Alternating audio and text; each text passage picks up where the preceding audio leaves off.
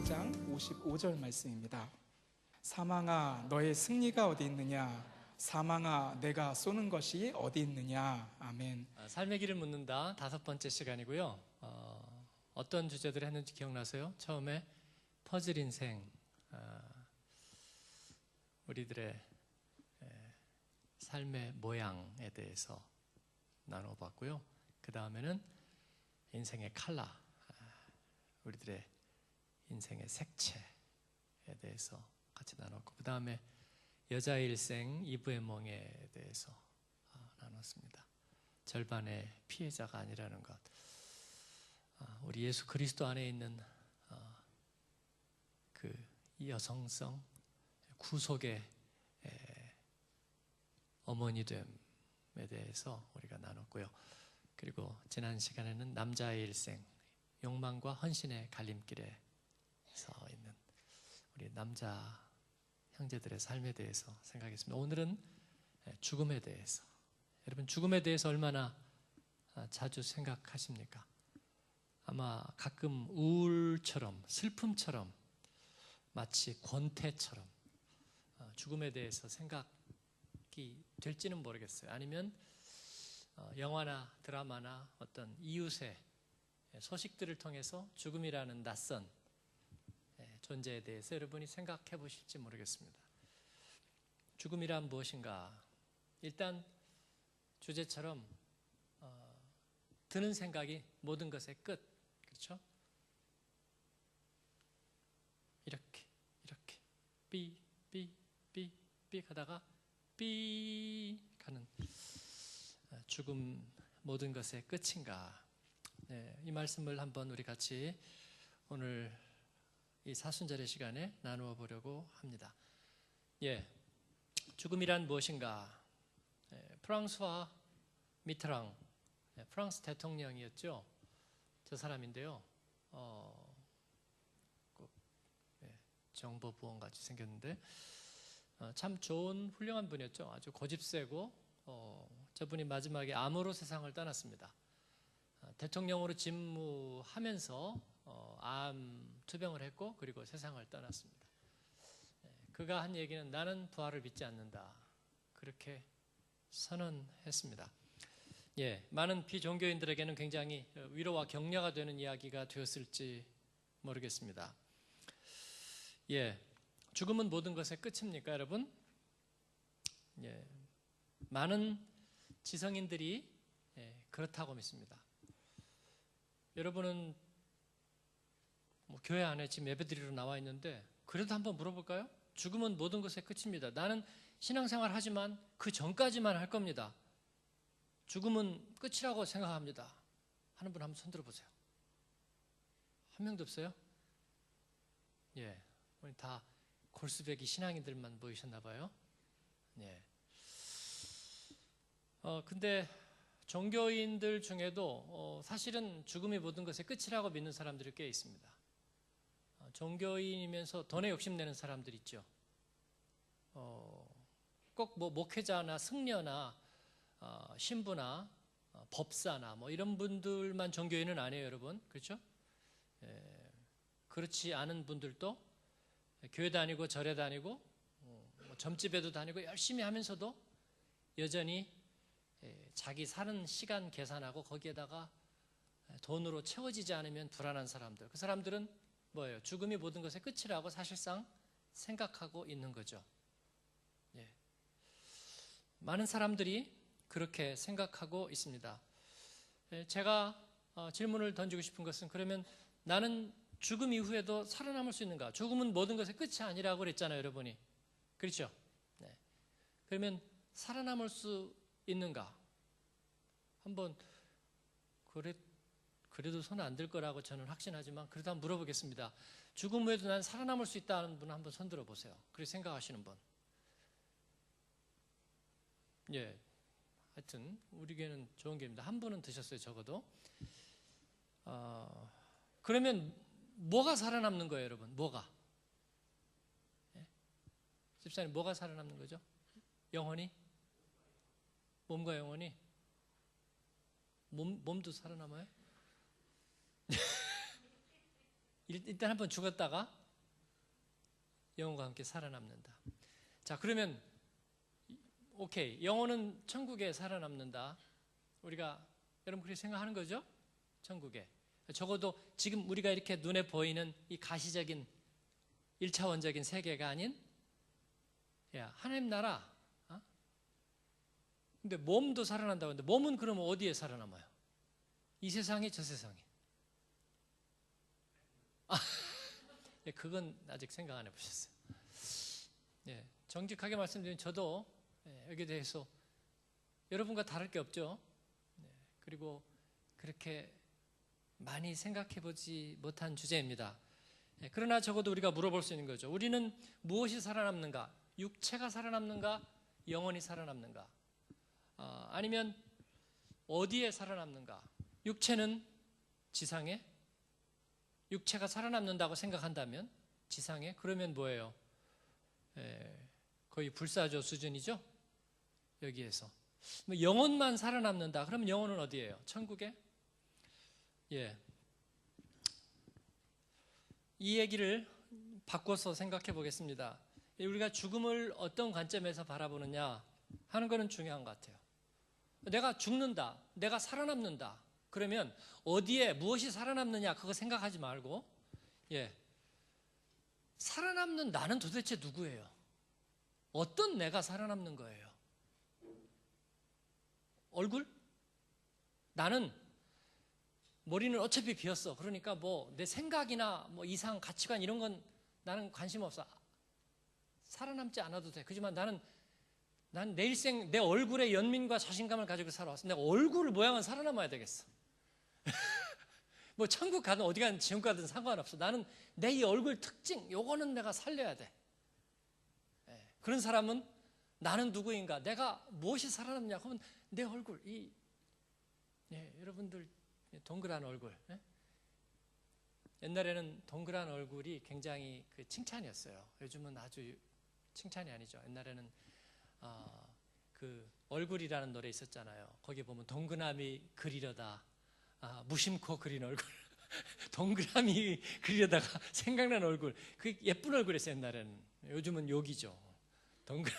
동그라미처럼 동그란 내 얼굴. 그러면 아직도 반응이 없는데 어쨌든 저 혼자 하고 끝내겠어요. 저 혼자 하고 끝낼 테니까.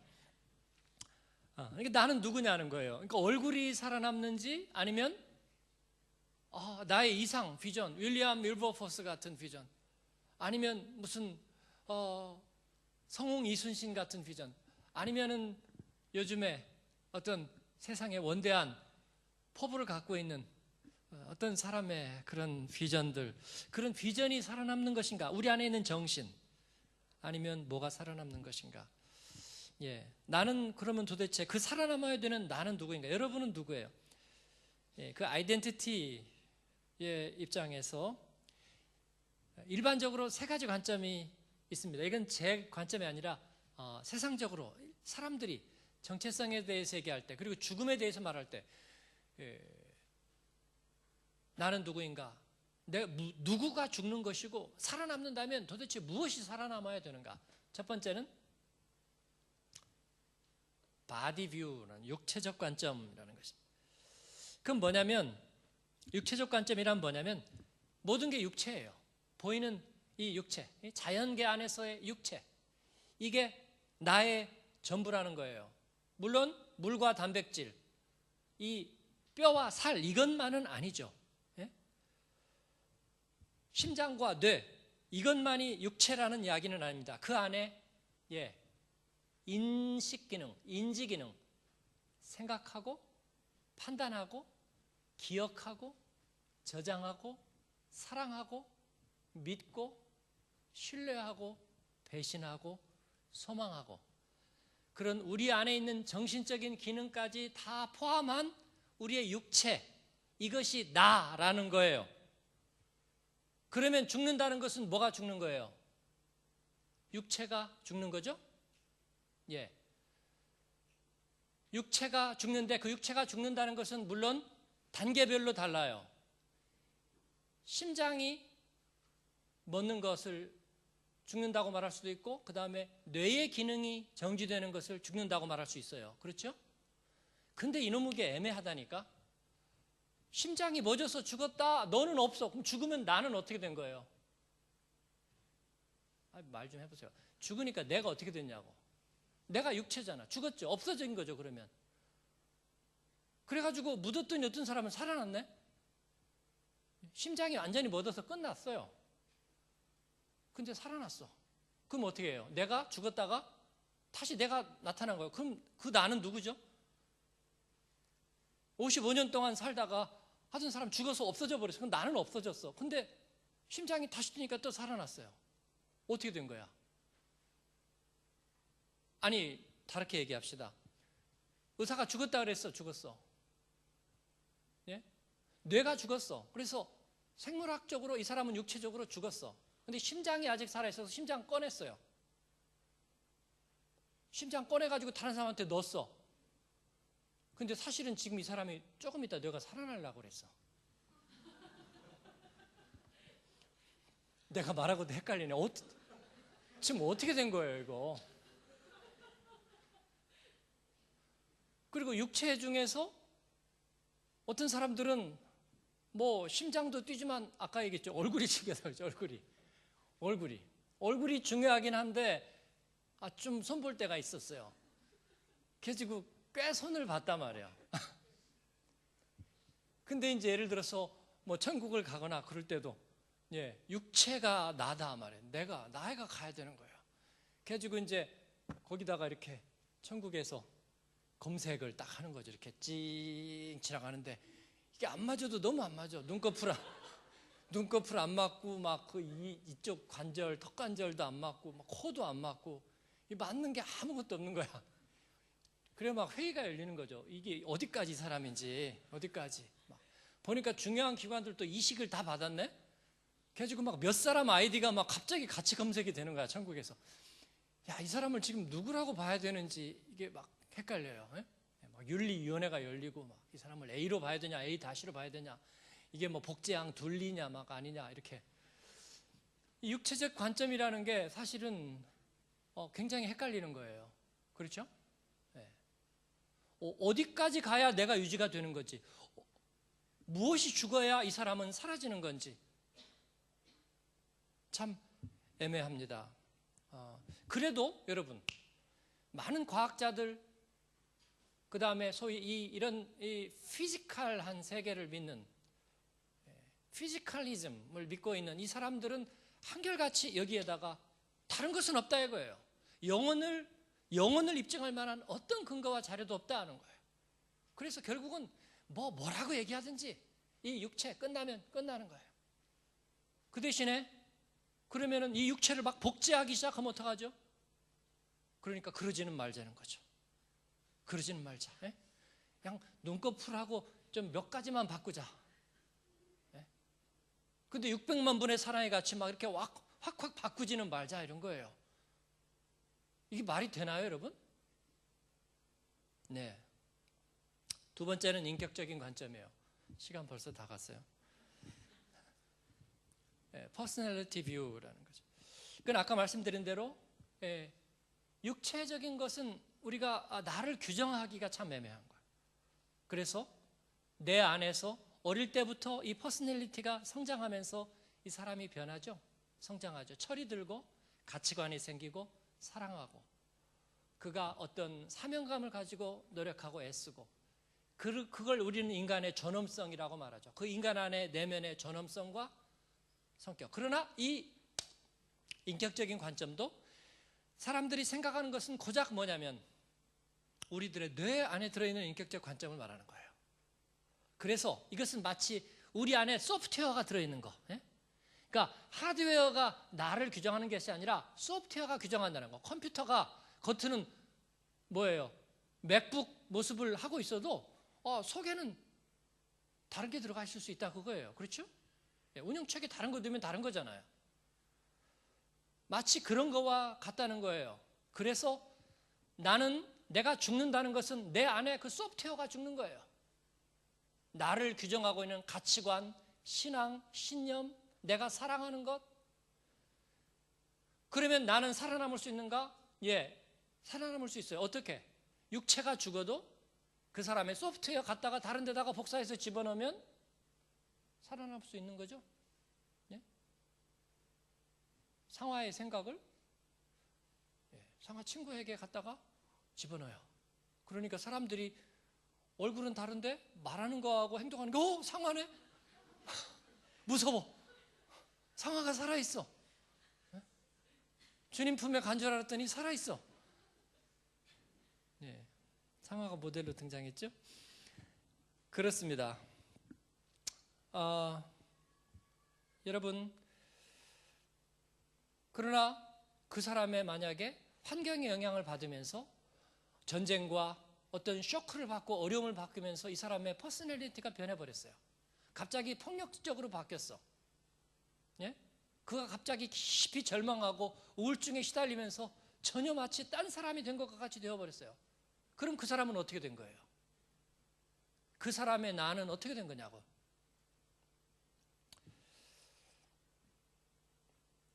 불완전하죠. 길게 얘기할 수 있지만 넘어갑니다. 그 다음에 영혼의 관점, soul view. 제가 이 얘기를 하려는 건 아닙니다. 이건 사람들이 나누는 거예요. 예? 자연주의자들이, 그리고 이 물리적 관점에 매여 있는 이들이, 그러면 영혼이 있다고 하자. 인간의 영혼이 있다고 하자. 육체가 죽어버리고 정신이 멈춰도 영혼은 하나님이 준 거니까 소멸되지 않는다. 그런데 여기서 하나님이 줬다는 거는 그냥 생각일 뿐이지 증명을 해야 되는 거예요. 예? 그러니까 하나님이 줬는지 안 줬는지는 몰라. 단지 육체와 정신만이 아니라 영혼도 있다고 생각하자. 영혼도. 그래서 그 영혼을 가지고 그 자신이 누구인가. 그래서 육체가 죽고 그 안에 소프트웨어가 사라져도 그 영혼이 남아있다면 그는 살아있는 것이다 라고 한다. 그러나 증명할 방법은 없다. 자, 내 안에 영혼이 어디 있는지 아시는 분 손 들어보세요. 뇌에 있다, 심장에 있다, 아니면 옛날에는 횡격막 근처에 있다. 횡격막 근처에. 그래서 정신분열증이라는 그 히라버 말은 횡격막 그 단어가 들어가 있는 거죠. 예? 여러분 영혼이 어디 있는 것 같아요? 몸 안에 영혼이 담겨 있을 수 있나요? 예. 생각해 보면 아무도 얘기할 수 없죠. 그러면 영혼은 어디예요? 뇌 안에 있는 우리들의 어떤 생각과 기억, 그 회로 중에 있는 것 뿐인가요? 우리는 그것을 영혼이라고 믿고 있는 건가요? 헷갈리죠? 그러니까 과학자들은 안 믿는 거예요. 그래서 오케이, 영혼이 있는 존재라는 것은 오랜 사람들이 얘기해온 거지만 그것을 증명할 방법은 전혀 없다. 고로 육체가 죽는다면 끝이다. The end. 육체가 죽는다면 끝이다. 소프트웨어도 하드웨어도 나의 믿음도 나의 정체성도 모든 것은 끝. 이것이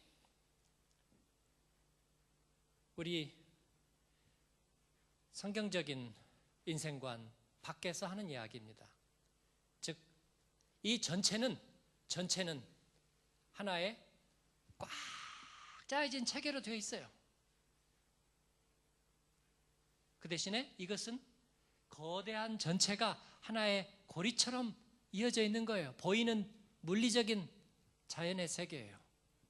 물론 그 안에는 우리가 모르는 신비도 있지만 그러나 그 자체로 설명되어야 해. 그러지 않은 것은 인정할 수가 없어. 그러니까 우리가 영혼을 가진 영적인 존재라고 아무리 얘기하더라도 육체의 죽음이 끝난다면 모든 것은 사라지는 거야 라고 말하고 있습니다. 예. 그래서 죽음이란 결국 모든 것의 끝입니다, 여러분. 자, 성경적 관점으로 넘어갑니다. 성경적 관점에서 본다면 육체와 인격은 우리의 정체성과 상관이 있을까요? 없을까요? 성경적 관점에서 있습니다. 그렇죠? 예. 여러분의 육체는 더럽고 추하고 부정해서 하나님 보시기에 여러분 육체는 여러분이 아닙니까? 아니요. 성경에 너의 육체는 하나님의 성령이 거하는 성전, 템플이라고 얘기하고 있어요. 그렇죠? 예. 그리고 그 안에 분명히 우리에게는 마음과 인격이 있습니다. 예수님을 모를 때는 믿음이 없던 나의 생각이 있고, 그리고 예수님을 만나고서는 예수님을 믿는 하나님의 자녀로서의 나의 생각과 판단과 가치관이 다 있어요. 이것은 우리의 정체성을 나타내고 있습니다. 육체와 인격은 나눠져요? 나눠지지 않아요? 나눠지지 않습니다. 그러면 영혼은 어딨냐? 제가 이제 그 얘기를 하려는 거예요. 이거 궁금하면 얘기하고 궁금하지 않으면 찬양하고 끝내겠습니다. 예? 영혼이 어디 있느냐 그러면 성경적 관점에서 영혼은 어디예요? 이 자연주의자들은, 무신론자들은 뭐라고 얘기하냐면 영혼이란 우리가 가상적으로 육체보다 조금 질적으로 높은 인간을 구성하는 어떤 요소라고 생각하는 거예요. 근데 증명할 방법이 없어. 네? 성경에서도 그렇게 말해요. 육체가 있고 생각이 있는데 그보다 뭐 고상한 뭔가가 영혼이 왜 여기 이런 식으로 해서 떠다녀? 그래서 기도할 때 거기 여기서 갑자기 여기로 말풍선처럼 뿅 하고 이렇게 오는 거예요. 그러면 엔터 누르면 활성화가 딱 되면서 영혼이 활성화되고, 기도 안 할 때는 다시 비활성화 해서 뭐 수면 중, 취침 중, 잠깐 방문 중 그런 거예요? 아니요. 영혼이란 우리가 하나님을 지각할 수 있는 통로와 같은 것입니다. 영적 지각과 같은 거예요. 그게 뭐냐면 우리가 영적인 존재라는 것은 내 안에 영혼이라고 부를 수 있는 뭔가가 특별한 게 어딘가에 있다는 의미가 아니라, 우리가 영적인 존재라는 것은 하나님께서 나를 창조한 존재라는 거예요. 내가 하나님께로부터 나왔다는 게 영적인 존재예요. 이해가 되세요? 예. 하나님과 교제할 수 있는, 하나님의 마음과 소통할 수 있는 존재라는 게 영적인 존재예요. 그러면 우리 안에 영혼이라는 것은 뭐냐면 그 하나님과 소통할 수 있는 루트만 있으면 되는 거예요. 제가 기도해요.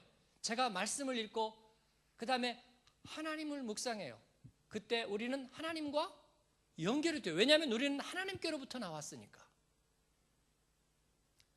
무신론자들이 이 세상이 거대한 하나의 연결된 하나의 시스템이라고 보듯이 우리는 모든 것이 하나님 한 분으로부터 나왔다고 믿는 거예요. 그 차이밖에 없어요. 무엇을 믿느냐는 것은 본인의 선택입니다. 여러분, 우리는 플랑크톤이나 우리나 말미잘이나 목이 두꺼운 사자나 아니면 발이 긴 기린이나 우리나 원숭이나 우리 앞에 연로한 고양이나 우리는 다 똑같다. 민주사회다. 그렇게 믿으시거나 아니면 우리는 거룩하신 하나님의 이미지로 지음받은 한 분 하나님께로부터 나온 존재, 바로 그것이 우리가 영적인 존재라는 것. 우리에게 영혼이 있다는 것은 바로 그러한 의미를 가지고 있는 거예요. 할렐루야.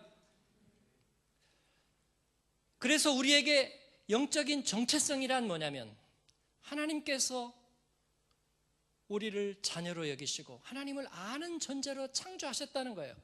우리에게 영적 정체성이란 뭐냐면 하나님께서 너는 내 것이라 그렇게 말씀하신 것이 우리에게는 정체성이에요. 그죠? 이해되세요? 내 안에 무슨 비상한 영적인 뭐가 있어서 나는 영적이라고 말하는 것이 아니고, 네?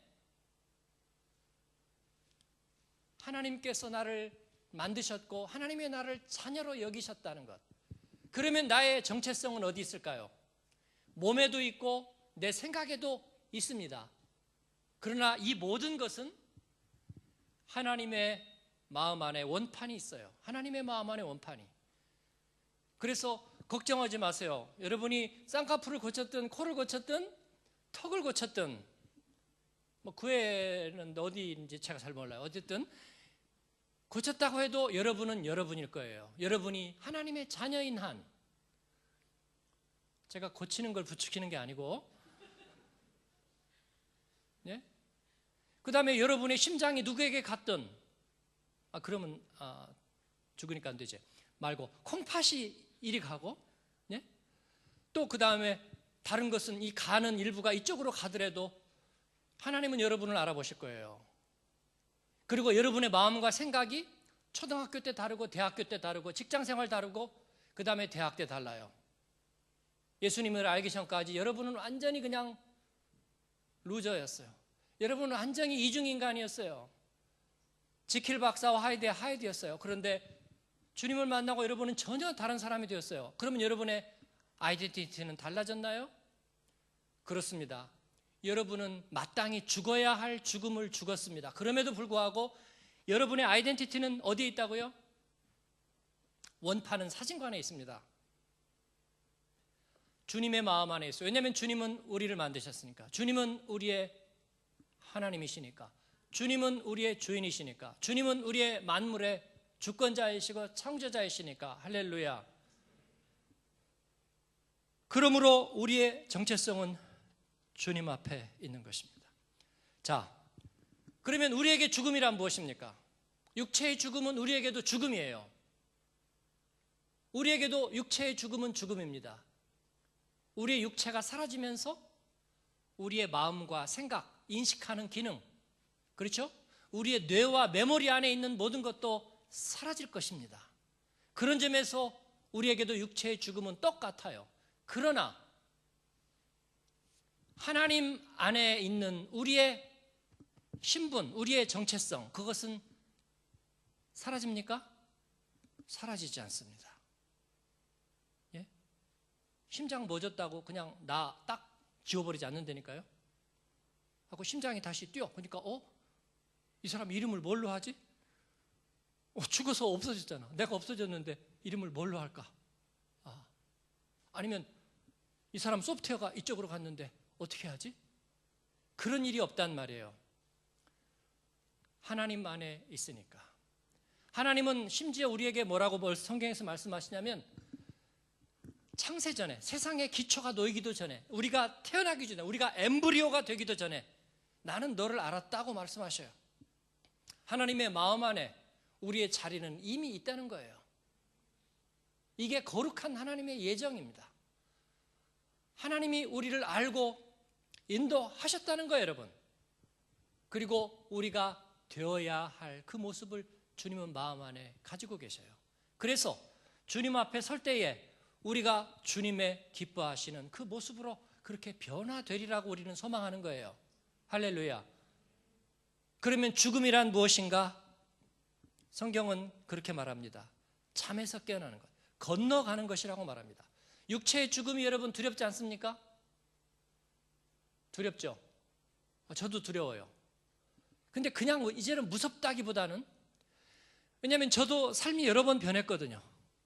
그건 일종의 죽음이었어요. 그러나 그것 때문에 공포스럽지는 않았어요. 왜냐하면 하나의 죽음에서, 하나의 단계에서 그 다음 단계로 넘어갔지만, 그러나 나는 여전히 나였기 때문입니다. 분명히 이전과는 달라요. 그러나 나는 좀 더 달라진 나였어요. 좀 더 새로워진 나였습니다. 옵션이 새로 장착됐어요. 하나님은 우리에게 그렇게 말씀하셔요. 걱정하지 마라. 너의 정체성은 내가 주고 있는 거야. 네가 뇌성마비를 앓고 있던 환자였다고 해도 너의 정체성은 내가 주고 있는 거야. 여러분, 뇌성마비나 아니면 정신지체가 좀 있는 아이들, 그래서 정상적인 대화가 안 됐어요. 정상적인 생각이 안 됐어요. 그래가지고 이 세상에서는 의사소통이 안 됐어요. 천국 가면 여러분 깜짝 놀랄지 몰라요. 창규 형 나야. 누구냐? 나 그 옆집에 있던 뇌성마비. 너? 그래서 너? 그때 나하고 말 한마디도 안 했는데 근데 하나님이 회복시켜 주셨어. 예? 내 아이디는 하나님께 있었다고. 그래? 예. 그러므로 육신의 죽음은 육신의 끝일 뿐입니다. 우리는 옮아가는 거예요. 건너가는 거예요. 질적으로 변화되는 거예요. 그리고 놀랍게도 성경이 말씀하고 있는 것은 우리가 그 온전하게 주님의 안에 갔을 때 우리가 이전에 나의 정체성을 돌아볼 수 있을 거라고 말하는 거예요. 예? 3층에 올라가서 2층을 다시 돌아볼 수 있을 거라고 말하는 것입니다. 그래서 죽음은 우리에게 끝장이 아닙니다. 새로운 생명의 탄생입니다. 오늘 말씀에서 바울 사도는 그렇게 묻고 있습니다. 죽음아, 네 독침이 어디 있느냐? 죽음아, 네가 이기는 승리가 무엇이냐? 우리가 결국은 끝장이라고 말하는 것뿐 아니냐? 그러나 우리의 정체성은, 우리의 호적은 하나님께 있다. 우리는 하나님의 자녀이다. 우리가 생각이 달라질 때마다 우리는 일종의 죽음을 경험하듯이 우리는 하나님 앞으로 그렇게 나아갈 거야. 사랑하는 여러분, 그러므로 우리 하나님을 더 고백하고 그리고 그 주님의 인도하심 앞에 우리가 철저하게 우리의 마음을 붙들어 매고 그리고 주님께 있는 내 정체성을 굳건히 붙들고 그렇게 나아가는 저와 여러분이 되기를 바랍니다. 육신의 죽음은 조금 걱정되기는 하지만 그러나 여러분 그렇게 걱정하실 필요는 없어요. 만약에 정말 모든 것이 끝장이라면 뭐 이판사판이지 뭐 그거야. 그죠? 뭐 너도 끝 나도 끝인데 뭐 이판사판 아니에요. 그러나 우리는 그렇지 않아요. 하나님의 마음 안에 그리고 하나님의 계획 안에 하나님의 예정하심 안에 우리가 있기 때문에 우리는 두렵고 떨림으로 기대함으로 한 걸음씩 한 걸음씩 주님께 나의 모든 것을 맡기고 가야 될 겁니다. 우리는 옛사람에 대해서 죽는 것밖에는 죽을 것이 없어요. 이 믿음 안에 서서 하나님 안에서 우리가 새로운 생명의 부활로 다시 온전해지신 그 주님을 바라보고 기대하면서 여러분 매일매일 새로워지고 매일매일 죄에 대하여 죽고 그리고 하나님에 대하여 매일매일 새롭게 그 다음 계단으로 걸어가시는 여러분 되기를 주님의 이름으로 축복합니다. 아멘.